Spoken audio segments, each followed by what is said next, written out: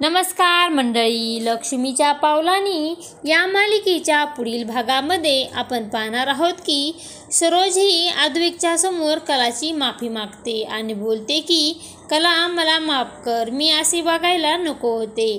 तेव्हा कला ही अतिशय दुःखी होते व दोघी एकमेकींना प्रेमाने मिठी मारतात व रडू लागतात आणि हे पाहून अद्वैत देखील भावुक होतो. त्यानंतर आपण पाहतो दसऱ्यानिमित्त घरामध्ये शस्त्रांची पूजा करायची असते, त्याची तयारी सुरू असते आणि इकडे रोहिणी ही पदराच्या मागे काहीतरी लपून घेऊन आलेली असते आणि स्वतःशीच बोलते की तुम्ही तर शस्त्रांची पूजा करत आहात, परंतु माझ्याकडे जे शस्त्र आहे ते खूपच धारदार आहे. आणि ती कपाट उघडून ती कपाटामध्ये पेपर ठेवते आणि बोलते की आबा, सर्व प्रॉपर्टीचे पेपर हे आता माझ्या ताब्यात आहेत आणि असा विचार करून ती तिथून निघून जाते.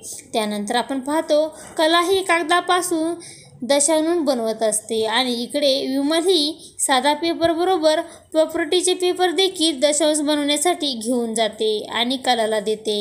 आणि त्या ठिकाणी आबा येतात व आबा आपल्याला कलाला बोलतात की पोरी, तुला दशांश बनवायचा आहे. दशांश म्हणजे वाईट प्रवृत्तीचा नाश करायचा आहे आणि हा दशांश बनवताना तुला डोळे मिटवून बनवायचा आहे. आणि आबा हे कलाच्या डोळ्याला पट्टी बांधतात आणि कला ही दशांश बनवायला सुरुवात करते आणि कलाचे डोळे बांधल्यामुळे तिला काही दिसत नाही आणि तिच्या हातामध्ये पेपर आहेत हे समजत नाही. आणि त्या ठिकाणी रोहिणी ही घाबरलेल्या अवस्थेत त्या ठिकाणी धावतच कलाच्या दिशेने येते.